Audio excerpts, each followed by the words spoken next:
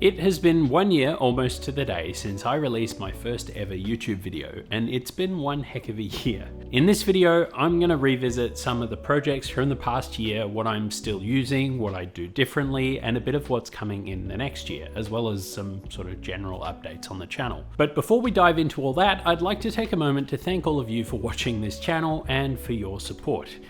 I'd been toying with the idea of posting some personal projects on YouTube for a while, primarily as a bit of a creative outlet and a way to share what I learned while building out my little smart home. I hoped that some folks would watch, but I never expected so many of you to jump on board. I'm still a little puzzled by the whole thing and incredibly humbled, so thank you so much for the support and encouragement. First of all, I wanted to recap a bunch of the projects from the last year and go over the good, the bad, and a little bit of how each thing has been performing. First, my very first video, the inline Shelly lamp dimmer thing. This is fantastic and has been working flawlessly since it was built. It's been a lifesaver for 3 AM feeds with the baby, and turning on and off with the TVs playing and pausing automatically is just really awesome. It's the perfect project to get started with smart home stuff too. All you need is a smart lamp of some kind, even a smart bulb, and really any smart TV, and you have all you need to make a seamless and almost luxurious feeling set of automations. Next is the 3D printed downpipe, the first video people actually watched. Again, it has been working flawlessly and still looks great.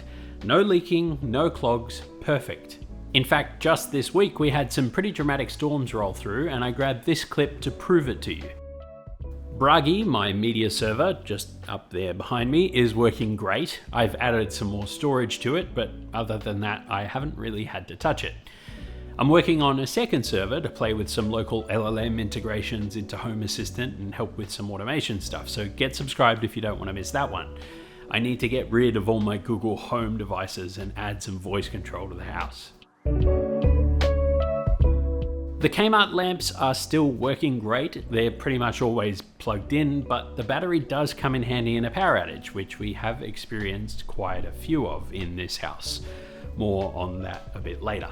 Interestingly, based on feedback on the video and a couple of emails, it looks like Kmart has changed or updated their lamps to work with regular old USB-C now, so that's really good. I suspect this is why I was able to get my lamps so cheap. They were clearing out the old model. The Everything remote is still here, and I do use it for testing automations and things, but we swapped to a different Android TV box that I haven't set up an integration for yet, so it's not in regular use. There is an Everything Remote Mark II on the way with a lot of upgrades and additions, a lot of them based on your suggestions, but it's a little while away yet. My greenhouse, unfortunately, got blown over again, despite the extra weight in the base, ending the plants that were all growing in there. I gave up for the year at that point. It worked well for a couple of months though. No issues with the parts I built. The heating mats weren't really able to keep up in winter temperatures, but I'll revisit this when we build our vegetable garden in the next couple of years. There were some really cool ideas in the comments of that video for improvements I could make. One suggestion was to add a water tank to the bottom of the greenhouse with an aquarium heater in it. That way we can heat the water using the sun during the day or with electricity if it's cold, and then it will radiate that heat through the night, keeping the plants warm. I might try that when the time comes. It seems like a more efficient way to handle the heating. The ceiling mount Everything Presence 1 sensors have been fantastic. Reliable, discreet, and super useful. The temperature readings can be a little bit iffy in extreme temperatures, but that's almost entirely a result of our lack of ceiling insulation skewing the temperatures on really warm or cold days. So far, all this means is that the air conditioning zoning system overshoots the desired temperature pretty dramatically. But that's not the end of the world. Once our new insulation is installed, they should be a lot more accurate and better isolated from the ceiling space. The cartridge player has been working fantastically well, and it's amazing to see all the cartridge players built by you guys over on the printables page. There's been a bunch of tweaks to the cartridge design and upgrades to the software from the community as well, which is super encouraging to see. It's really awesome to see people iterating on my designs and finding improvements that would have never occurred to me, and some that probably should have. I do have a V2 in the works for this too, complete with a Home Assistant add-on to make assigning media to your cartridges much easier, and more retro styling and functionality. I want to make it a little more approachable for folks, so it's taking a while to make it as simple as possible.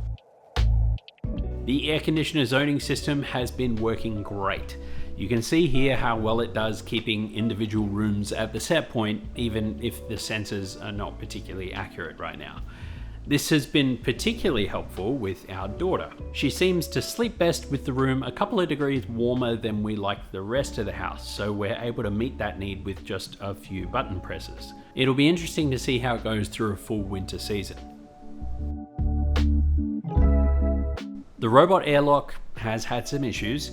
Debris buildup on top causes it to jam, and it requires regular cleaning to make sure it works. One of the stepper motors also got some water in it at some stage, which caused corrosion and ultimately a failure of the gearbox. Entirely my fault. I've been manually actuating it for the last little while, but I do intend to fix it up in the not too distant future. Perhaps when we rebuild this fence sometime in the next year or so. I think I'll make the sides out of steel or aluminium this time round and reuse the same slats. My mini PC console is currently sat on my desk and doesn't really get used that often, mainly because we have a baby, and I seem to have almost zero time to play any games anymore. When she's a little older, I'm looking forward to playing some of the classic games I grew up with her. I might get it set up for my nephews at some point as well, but I'll need to make it a little more console-like with Batocera or something. The wall display is still used every single day and has been the single most used addition to our smart home. We love this thing, and I would genuinely struggle without it at this point.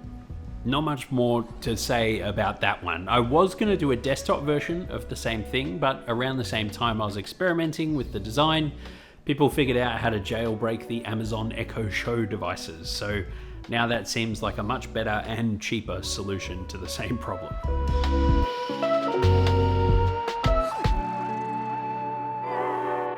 And that's really it for most of my big projects in 2025. There are a few small ones I missed, but there's not much to say about them. Or, like the door sensors, I haven't been using them long enough to have much of an opinion or any lessons to learn just yet. So what's coming in 2026? Well, I can't give everything away, but I will let you in on some things. We're just wrapping up a renovation of our ensuite that includes some fun, smart features. We had to essentially rebuild the entire room thanks to an undisclosed water leak we found shortly after moving in, so I was able to do things a little more like you would if you were starting from scratch. Lighting, sensors, towel rails, and even mirrors are all smart. What does that actually mean? I'll show you later, you'll see. I've got lots more practical smart home stuff coming too. I'm working on a comparison video of all the available smart light switches here in Australia, so I can pick the best one for me and recommend the best to you guys. I have some now, but they're terrible, so I won't be recommending those. I've also recently partnered up with a home battery brand to fit a home battery backup system for the house, which is especially exciting for me. I'd already gotten quotes for solar installation and batteries in the next few months, but the battery was really out of my budget, so this was a welcome partnership offer. There will be a video about the installation process and a bit of a showcase of the product itself, as well as a follow-up a couple months later to show you what I've been doing with it and how it's been performing and my thoughts on the whole thing. Now, I know what you're going to ask, why not a DIY battery? Well, we don't plan on staying in this house forever. And as much as I'm keen on building my own energy storage system, I think it would make the house a little more difficult to sell.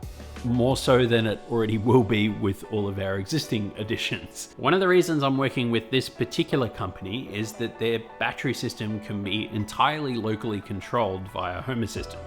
So I'm looking forward to showing you what's possible with that. Running my printers and editing machine virtually around the clock has had a pretty sizable impact on our power bills, so I'm looking forward to bringing that down just a little. Like I said, I've got an updated cartridge player on the way that I'm particularly excited about, along with some longer term projects that take much longer to do. I am considering something that I'd like your feedback on too. A whole series of videos on building automations and dashboards in Home Assistant. I know there's plenty of that already on YouTube and elsewhere online, but I think it might be advantageous to treat it more like a course than a how-to video. Something that would teach you the fundamentals, best practice, problem solving, and troubleshooting of automations in Home Assistant, and maybe some dashboard design as well. Let me know if you'd be interested in that. It would take a lot of prep work and probably hundreds of hours to develop, so I can only really afford the time if I can bring someone in to shoot it and edit it for me so I can focus on the content itself. With enough interest, I can probably take it to some sponsors and ask if they'd like to help fund it and really put the time into making it an excellent resource.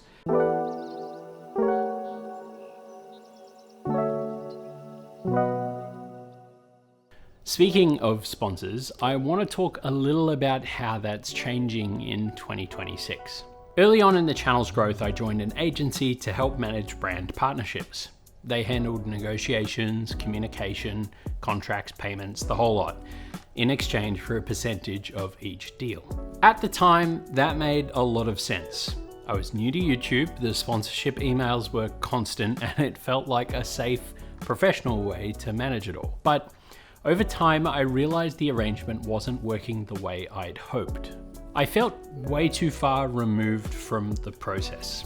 I often didn't even see the contract the agency had signed with the brand on my behalf until I sorted out. Sometimes I didn't fully understand what a brand expected of me and the channel until quite late in the production process. And naturally, an agency is incentivized to bring in higher value deals, not necessarily the deals that are the best fit for the channel or for you guys. Now, to be clear, that's not me trying to dodge responsibility. I still chose to say yes to every one of those integrations. Some of that's on me, but I've learned a lot through the last 12 months. So in 2026, I've decided to part ways and handle sponsorships myself.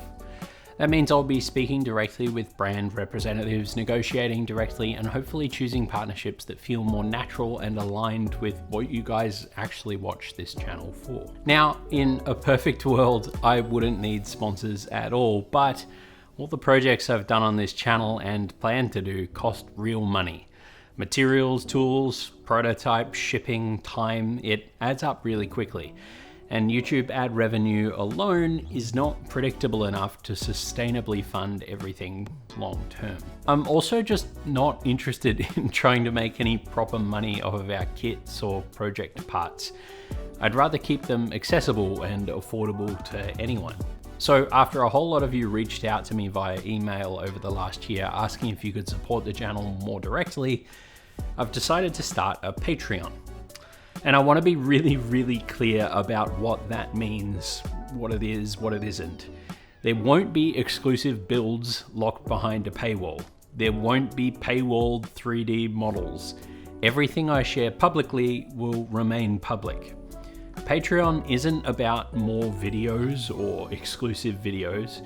It's simply a way to help make the channel a little bit more independent and maybe occasionally give me the freedom to skip a sponsor on a video altogether. Now, originally I was planning to run a private Discord channel for patrons as part of the Patreon setup, but with the recent age verification stuff Discord seems to be heading toward, I'm gonna hold off for a little bit. I'm not particularly comfortable encouraging people towards a platform while that situation is still unfolding. So we'll just see how that develops before making any decisions on that front. For now, Patreon will just be the occasional behind the scenes post, discussion, poll, and perhaps a more direct line to me as well. There's absolutely no pressure to contribute. Watching the videos, commenting, sharing, that already means a lot. But if you do want to help support the Stockpot, go check it out. Any contribution to keeping the channel independent is massively appreciated. When I started this channel, I set just a handful of goals, all of which I wrote down in this notebook, which I started using in February of 2025. These goals were just a way to encourage myself to spend time on my little personal project and have something to strive towards. This notebook is filled with notes and sketches from the past year. It's great fun to go back through and see how designs changed and ideas formulated. But the goals in particular are interesting to compare to the real numbers we have now. In my first 6 months, I wanted to have uploaded at least one video a month and reached 1,000 subscribers. We managed to achieve the subscriber goal in about 15 days and met the upload goal in the first 6 months. In 1 year, I wanted to reach 2,500 subscribers. We got there in 16 days. In 2 years, I wanted to reach a subscriber count of 50,000 subscribers. We got there in 76 days. In that same 2 years, I wanted the channel to be self-sustaining and to fund the projects itself.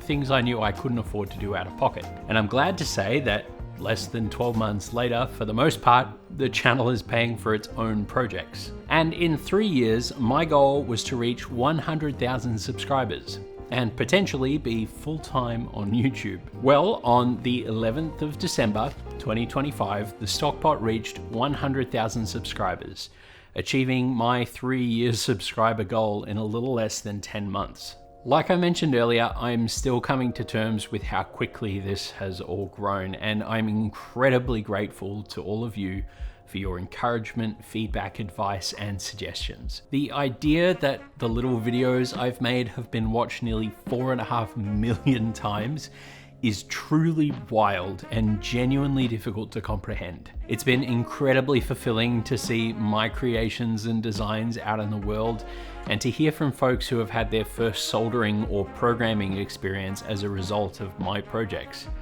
Thank you all from the bottom of my heart for enabling me to pursue such fulfilling work and share it with you all. Your views, subscriptions, and your purchases from our store over the last 12 months have allowed me to steadily increase the time I can spend creating these projects without having to compromise too much on spending time with my new daughter and family, and for that, I am so incredibly grateful. Speaking of family, I wanted to sneak in a thank you to my family here too, my long-suffering family. Thank you for your support, encouragement, and your counsel.